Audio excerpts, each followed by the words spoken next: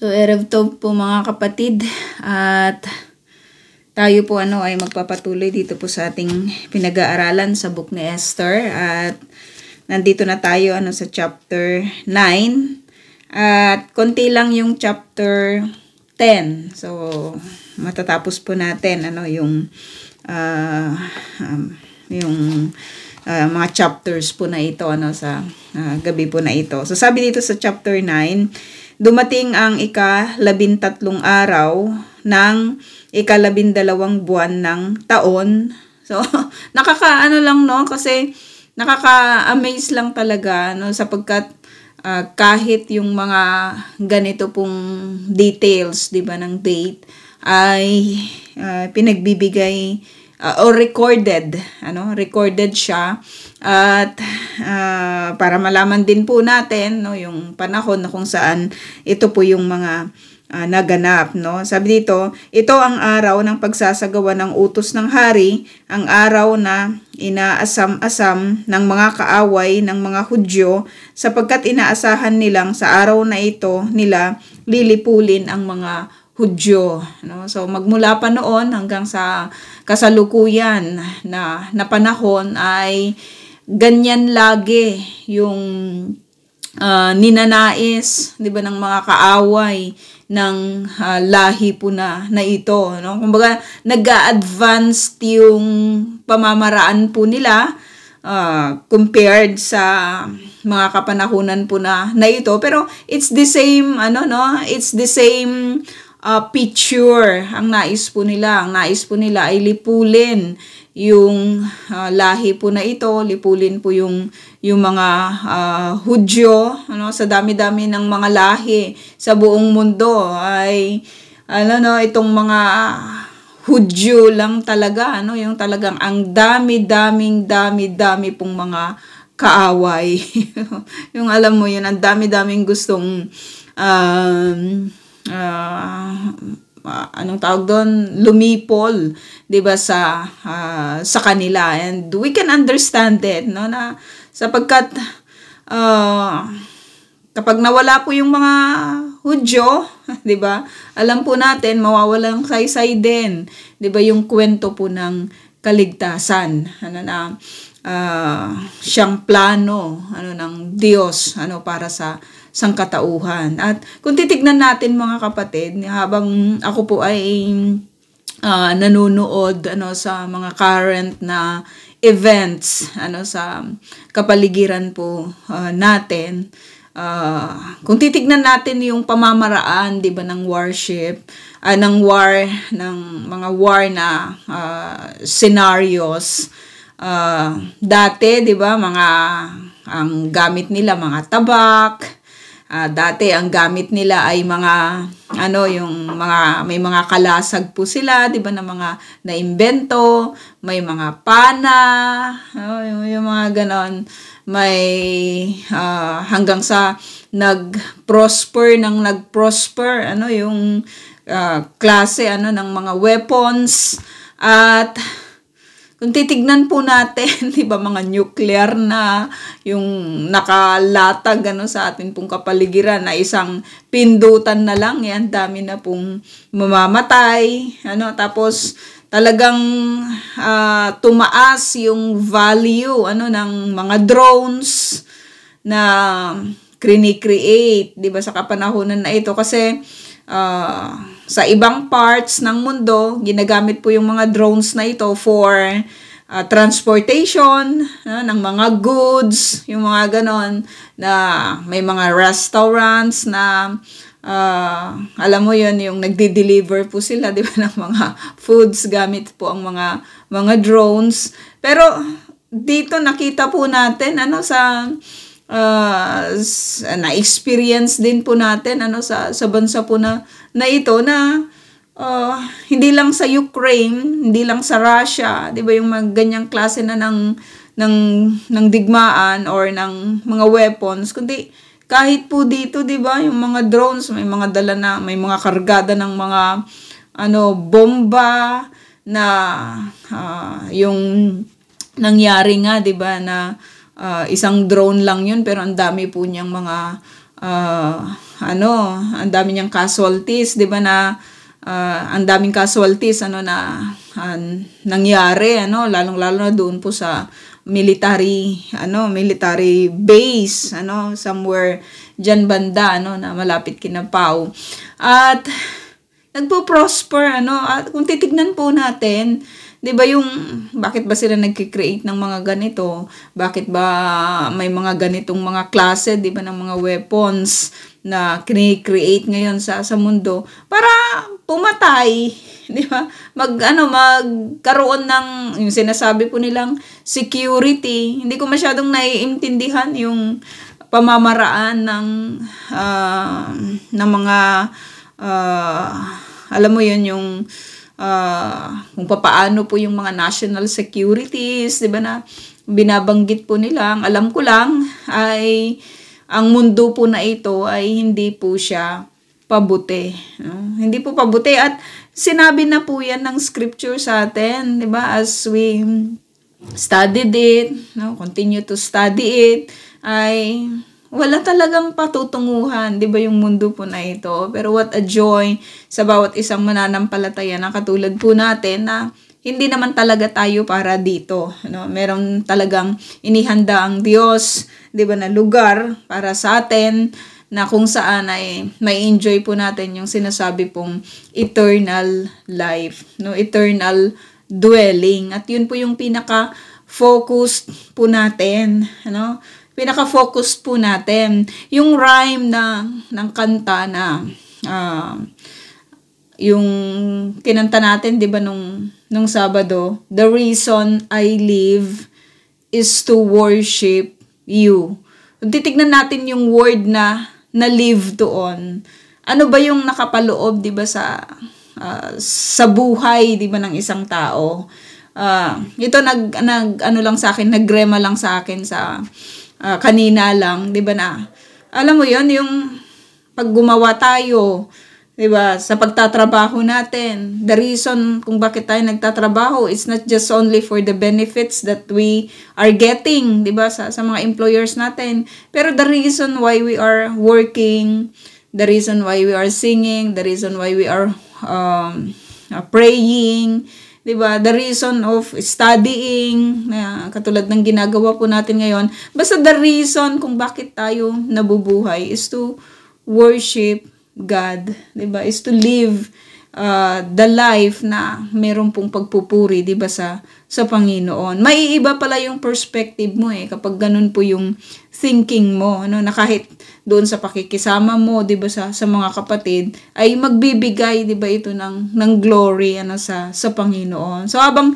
nadadagdagan pala yung edad po natin at habang tayo po ay nakakapit, 'di ba, sa Panginoon, nadadagdagan lagi, 'di ba, yung ating pong eagerness i-live yung buhay na ito para magbigay, 'di ba, ng kapurihan sa Panginoon. So yung mga Hudyo po na ito, mga kapatid, kahit may mga katigasan po, 'di ba?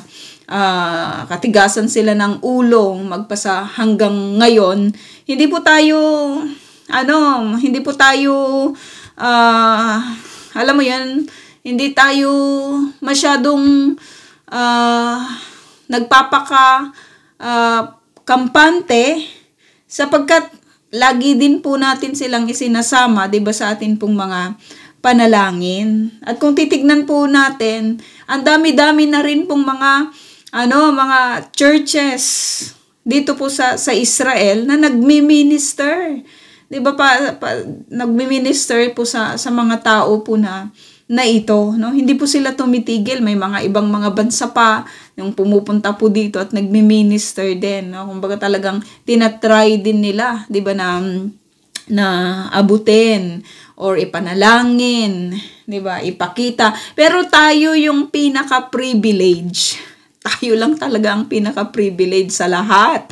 Sapagkat sa bawat lagi ko po itong sinasabi, 'di ba, na sa bawat mga bahay, 'di ba, ng mga employer po natin, marami po tayong mga connection sa mga pamilya nila, mga kamag-anak nila, 'di ba, mismong nakakasama po natin sila, 'di ba, 24/7. So we can understand their their situations, 'di ba? We can understand their fears. Alam mo yon, naiintindihan po natin lahat yon. Kaya the more na nagbibigay po tayo, 'di ba, ng panalangin, 'di ba? Para po sa kanila, no? Sapagkat napakarami po, 'di ba, yung mga nais po na lumipol sa kanila. At sa Revelation may bilang po. 'Di ba? May bilang yung mga maliligtas, no? So patuloy po tayo maging kasangkapan po ng Diyos upang ipakita, 'di ba, na ang lahi po na ito ay tunay na pinagpala, 'di ba, ng Panginoon. Sapagkat sabi dito, inaasahan nilang sa araw na ito sila lilipulin ng mga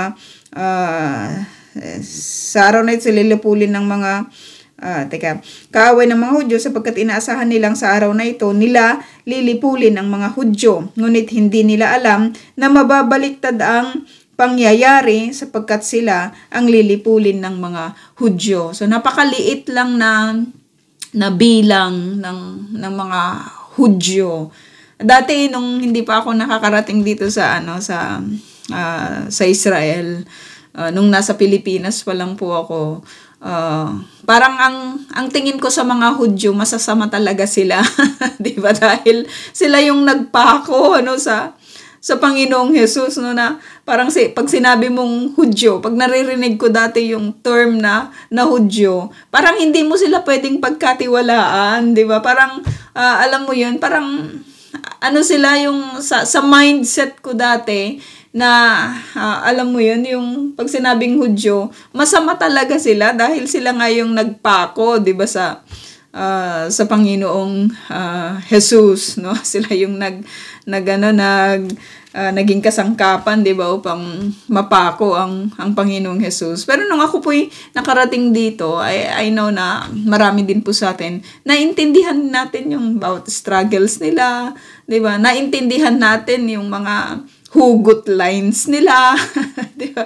Yung mga ganun. And the more na napapalapit po tayo, 'di ba, sa kanila, no? Sapagkat naintindihan natin, 'di ba, yung kalagayan po nila at maging yung mga ugali po nila, hindi pala sila ganun kasama, kundi talagang hindi naman sa lahat, 'di ba? Pero sa mga experiences po natin, especially sa mga mapagmahal, 'di ba, ng mga employers, grabe lang yung grabe, saan ka nakakita ng trabaho, 'di ba, na kung saan ay ikaw yung magdidesisyon kung ano yung gagawin mo, 'di ba, yung mga ganon.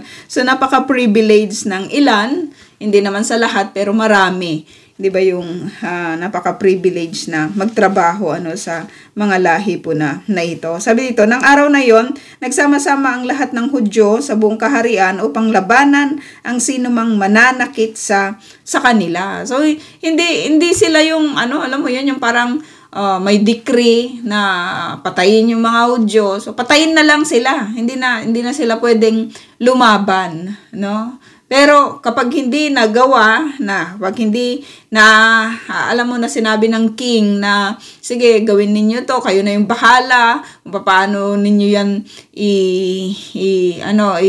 kung paano ninyo yan gagawin, sabi niya kay Esther at saka kay Mordecai. So nag-create po sila, 'di ba, ng batas din na pwede nilang ipagtanggol, 'di ba, yung kanilang mga sarili, no? Sabi dito, ngunit wala namang nangahas magbuhat ng kamay sa kanila sapagkat natakot sa kanila ang lahat, no?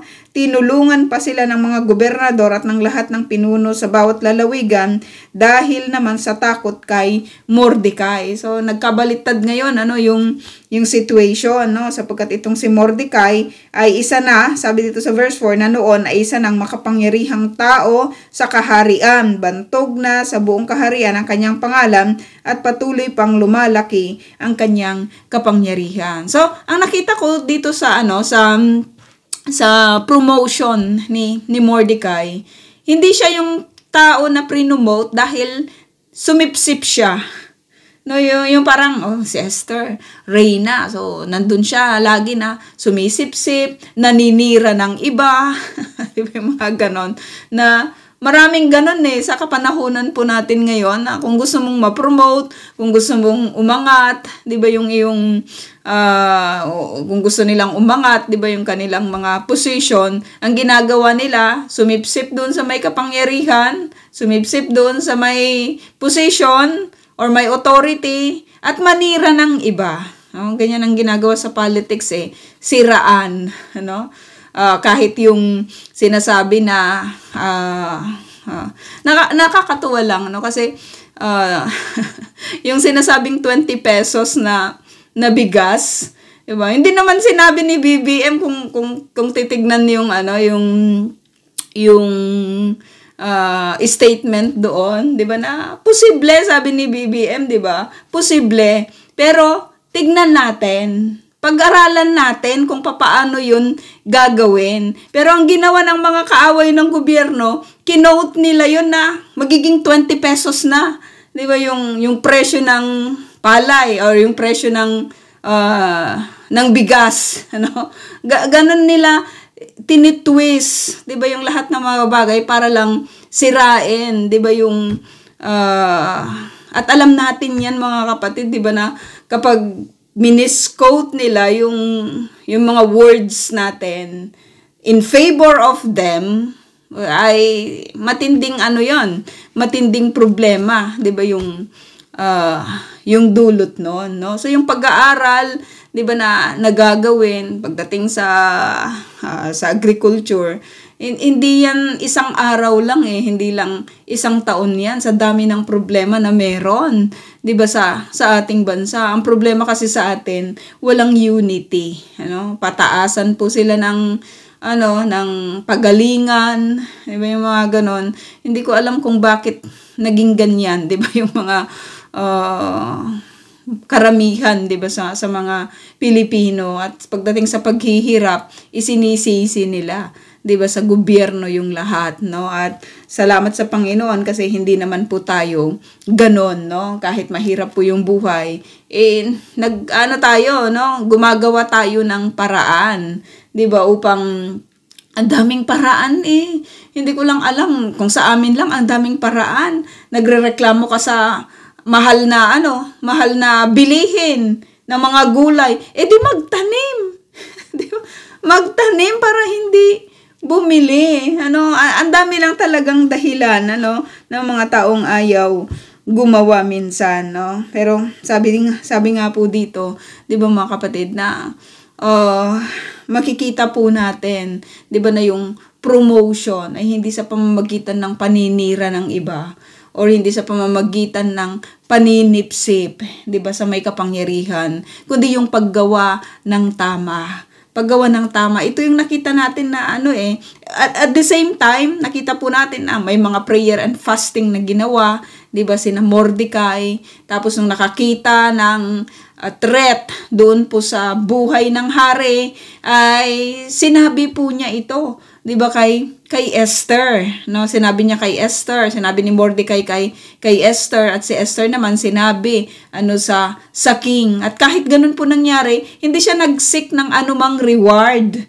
'Di ba? Matagal pa na panahon 'yon hanggang dumating yung panahon na hindi makatulog po yung hari, at nabasa doon po sa kasulatan na may ganun palang tagpo, 'di ba, na ginawa po itong si Mordecai. Hindi siya nag-seek ng promotion. Hindi siya nag-seek ng, alam mo yun, si Mordecai hindi siya nag-ask for a reward, no? Talagang itinaas lang siya talaga ng Panginoon dahil doon po sa tama po niyang paggawa. Kaya maganda yung tama lagi, 'di ba, yung atin pong ginagawa, no? Sa tuwing may gagawin po siguro ang bawat isa po sa atin, lagi po nating iisipin, ito ba'y magbibigay ng kapurihan sa Diyos, at ito ba yung tama, 'di ba, na dapat nating gawin, no? So sabi dito, nilipol ng mga Hudyo ang kanilang mga kaaway at ginawa nila ang kanilang gusto sa lahat ng napupuot sa kanila. Madali lang naman ding ma-identify, 'di ba, kung sino yung mga kaaway, no? At alam nila mismo kung sino yung kanilang mga kaaway. Minsan ang mga mananampalataya, hindi nila alam kung sino yung kaaway nila. Kaya kung sino-sino na lang, 'di ba, yung kanilang inaaway, no? Pero marami po tayong mga kaaway din, 'di ba? Sa Galatians 5, nandyan na talagang naka-state lahat dyan kung sino yung dapat po nating kaharapin. At sabi dito, sa lungsod lamang ng Susa, 500 ang kanilang napatay. Kasama sa napatay sina Far Sandata, Dalfon, Aspata, Porata, Adalia, Aridata, Parmasta, may mga pangalan, no? Arsay, Ariday, at Vaysata, pawang mga anak ni Haman, na anak ni Hamedata at kaaway ng mga Hudyo. So kung yung tatay galit sa mga Hudyo, automatically, yung mga anak din, nakita po natin dito, di ba? Hindi naman sa ibig sabihin kung ano yung puno ay siyang bunga. Di ba? Madalas ganon pagdating sa nature, Pero ngayon, marami nang ginagawa din sa agriculture, di ba, na yung puno ay orange, tapos yung bunga ay lemon, Pwede nang maging ganon, di ba, or mandarin. Dito sa tabi namin, may ganon yung puno, yung isang puno, lemon, yung isang puno, mandarin. Pero isa lang yung isang sanga pala. Pero isang puno yung kanilang, tinubuan.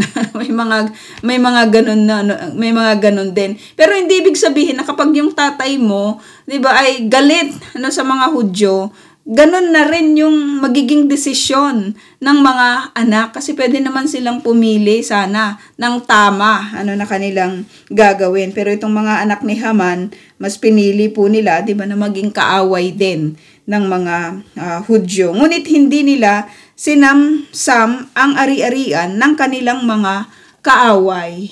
Hindi nila sinamsam. Nakaka-amaze lang yun, na may opportunity po sila na kuhanin or samsamin yung mga ari-arian ng kanilang mga kaaway, pero hindi po nila yon ginawa. Nang araw ring yon, umabot sa kaalaman ng hari ang bilang ng napatay sa lungsod ng Susa. Sinabi ng hari kay Reyna Esther, sa Susa lamang 500 na ang napatay, kasama na ang 10 anak na lalaki ni Haman. Ano kaya ang nangyari sa ibang lalawigan?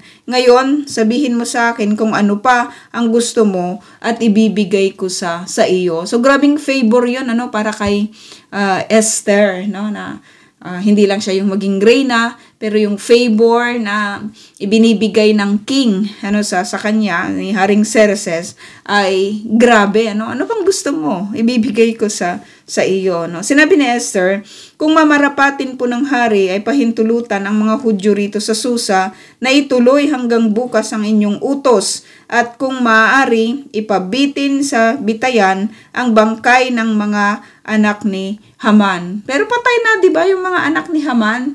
Pero ang gusto nitong si Esther ay ipabitay pa, di ba, yung mga anak na ito ni Haman, So sa tuwing makikita yung mga nakabitin, na mga katawan ng mga anak ni Haman, may re-remind sa lahat ng mga tao na yung ganito pong klase, 'di ba, ng plano at paglapastangan ay hindi po ito makabubuti. Sabi dito, iniutos nga ng hari na ibitin ang bangkay ng 10 anak ni Haman. Pinagyayabang niya ito, 'di ba, yung kanyang mga anak.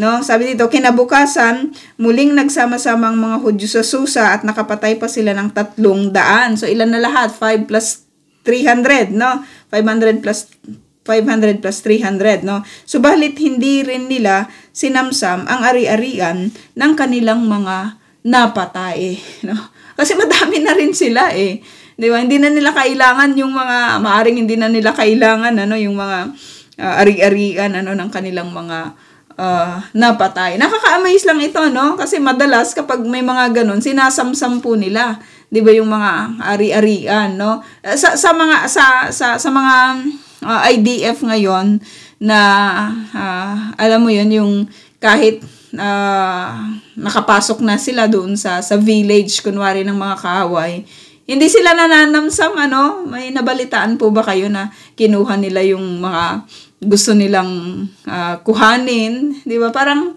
Hindi nila yun ginagawa, no? I don't know kung may nakita po kayo sa TV na ganun po yung ginagawa. Pero hindi rin ganun yung kanilang ginagawa, no? Hindi sila...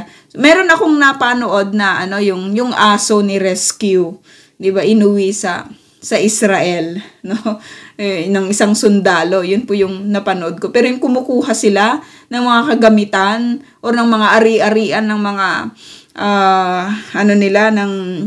ng mga kaaway nila ay hindi po yata nila rin ginagawa yon, no, magpasa hanggang ngayon, no. Sabi dito, ang mga Hudyo sa iba't ibang panig ng kaharian ay nagsama-sama rin upang ipagtanggol ang kanilang sarili at lupigin ang kanilang mga kaaway. May karapatan din naman sila, may buhay din naman din kasi sila.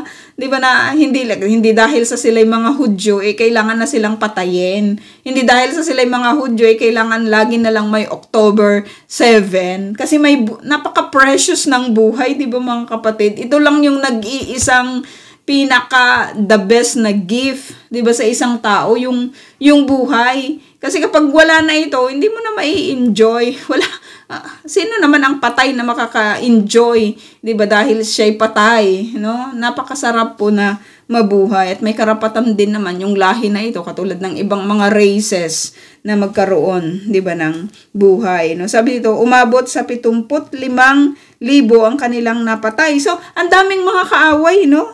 Kahit sa kapanahunan po nila. At take note yung lugar po na ito ay hindi po dito sa Israel nangyari. Doon po ito sa lugar ni Xerxes, no? Doon sa mga nasasakupan po niyang mga lugar no, magmula sa India, sabi dito, hanggang sa Ethiopia. Pero ang dami pong galit sa lahi po na ito, no? So yung hatred nila magmula pa noon hanggang sa kapanahunan po na ito, 'di ba, ay nakikita pa rin po natin, no, sa mga other parts, 'di ba, ng Iraq, ng Iran, 'di ba, yung mga ng mga bansa na nakapalibot po dito. Ginawa nila ito ng ika-13 sabi dito, kanilang napatay ngunit hindi nila sinamsa mga ari-arian ng mga ito, no? Inulit-ulit. Ginawa nila ito ng ika-13 araw at ika-12 buwan at ng ika-14 na araw na mahinga sila at maghapong nagdiwang sa lungsod ng Susa, 2 araw na nagtipo ng mga Hudyo ng ika-13 at ika-14 na araw, ika-15 araw nang sila'y tumigil at nagdiwang buong maghapon, no? Nagdiwang buong maghapon. Ito ang dahilan kung bakit ang mga Hudyo sa labas ng Susa ay nagdiriwang ng ika-14 na araw ng ika-12 buwan. Ganyan kasi sila magsabi noon, 'di ba? Sa atin ngayon madali na lang May, kaya March 2, 2025. Pero sa kanila ganyan po sila magbanggit, 'di ba, ng kanilang mga date sa kapanahunan nila. Maghapon silang nagpista at nagbigayan ng mga pagkain bilang regalo sa isa't isa. Ang mga pangyayaring ito isinulat ni Mordecai at sinulatan niya ang lahat ng Hudyo, malayo man o malapit sa kaharian ni Haring Xerxes. Ipinag-utos niya na ipagdiwang taon-taon ang ika-14 at ika-15 araw ng ika-12 buwan. Itatangi ito ng mga Hudyo sapagkat sa mga araw na ito nila nalipol ang kanilang mga kaaway. Sa mga araw na yon, ang kalungkutan nila ay naging kagalakan at naging pagdiriwang ang kanilang pagdadalamhati. Sa mga araw ding iyon, nagbibigayan ng mga pagkain at namamahagi ng mga regalo sa mga dukha. Sinunod nga ng mga Hudyo ang utos ni Mordecai. Yung Purim na sinasabi, di mga kapatid, ito po yung konsepto niya. Pero sa kapanahonan po na ito, ewan ko kung anong nangyari, iba na yung pamamaraan ng pag-celebrate ng Purim dito po sa Israel. Makikita mo na may mga costumes sila, di ba, na yung iba nakakatakot, yung iba magandang tignan, pero yung konsepto ng Purim ay dito kinuha, no? Sabi ito, ang paglipol na ito sa mga kaaway ay ginawa ng mga Hudyo dahil sa masamang balak na lipulin sila ni Haman na Agagita, anak ni Hamedata, kaaway ng mga Hudyo. Naitakda ang petsa at paglilipol sa pamamagitan ng palabunot ang tinatawag na Purim, no? Ngunit nabaliktad nga ang lahat nang umabot ito sa kaalaman ni Haring Xerxes sa pamamagitan ni Reyna Esther. Nang malaman ito ng hari, nagpakalat siya ng sulat at iniutos na kay Haman gawin ang masamang balak nito sa mga Hudyo. Ipinabitay siya ng hari, gayon din ang kanyang mga anak na lalaki. Kaya ang pistang ito itinawag nilang pista ng Purim, buhat sa salitang Pur. At dahil sa utos na ito ni Mordecai at sa pagkaligtas nila sa panganib, ipinasyang ipagdiwang ang dalawang araw na ito taon-taon. Ito'y gagawin nila ng kanilang lahi at ng lahat ng mapapabilang sa kanila. Patuloy itong aalalahanin sa lahat ng salinlahi ng bawat sambahayan, sa lahat ng lalawigan at lungsod. Hindi nila ito kaliligtahan, hindi rin ititigil. So napakaganda ng konsepto, 'di ba, ng Purim, no? Napakaganda ng kanilang ginagawa nung una, no? Nakita natin na may kagalakan, namamahagi ng mga regalo sa mga dukha, no? Nagbibigayan sila ng pagkain, no? Ang ganda ng parang Christmas lang sa atin, no? Parang ganun, no, na namamahagi. Pero ngayon iba na yung ginagawa ng karamihan sa mga tao po na nandito sa pagse-celebrate nila ng Purim, no?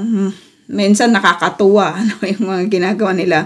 Ang paglipol na ito sa mga kaaway ginawa ng mga Hudyo dahil sa upang pagtibayin ang sulat ni Mordecai tungkol sa Purim, sumulat din si Reyna Esther na anak ni Abihail ng liham na naghahatid ng katotohanan at kapayapaan sa 127 lalawigan na sakop ni Haring Xerxes. Ipagdiriwang ng lahat ng Hudyo ang Purim sa takdang panahon tulad ng ipinag-utos ni Mordecai at ni Reyna Esther. So titignan natin mga kapatid, ang tagal ng celebration ito. Ang tagal ilang taon na yung nakakaraan, no? Pero nandyan pa rin yung celebration ng Purim, no? Hindi nawala, no? Magpasa hanggang ngayon, no? Susundin nila ito tulad ng pagsunod nila sa kanilang mga salinlahi sa mga tuntunin sa pag-aayuno at pagdadalamhati. Pinagtibay ng sulat ni Esther ang mga tuntunin sa pagdiriwang ng pista ng Purim at isinulat ito sa isang aklat. Chapter 10, pinagbuwis ni Haring Xerxes ang mga lupain at ang maliliit na pulo na kanyang nasasakupan, ang kapangyarihan ng hari, ang lahat ng ginawa niya, pati ng pagkataas sa katungkulan ni Mordecai at ang malaking karangalang ibinigay niya rito ay pawang nakasulat sa aklat ng kasaysayan ng mga hari ng Media at Persia. Ito po yung sinasabi ko mga kapatid na kapag hindi po na-include yung book po ng Esther dito po sa scripture, magkakaroon lang talaga ng problema dito sa New Testament. No, dahil nakasulat nga yung kasaysayan na ito, 'di ba, sa history ng Media at Persia. So, mas alam mo 'yun, ang banal na spirito lang talaga ng Lord. In-include po niya ito para makita po natin, 'di ba, yung katotohanan sa nangyari sa lahi po na ito, no. Si Mordecai na isang Hudyo ay naging kanang kamay ng Haring Xerxes. Grabe kanang kamay. Siya ay mahal na mahal at ginagalang ng mga kapwa niya Hudyo sapagkat ginawa niya ang lahat para sa kapakanan at kabutihan nila. So napakagandang leader po yung ganon, 'di ba, na ang paggawa po niya ay para sa kapakanan at kabutihan, 'di ba, ng kanyang nasasakupan. So yun po mga kapatid yung ating lesson.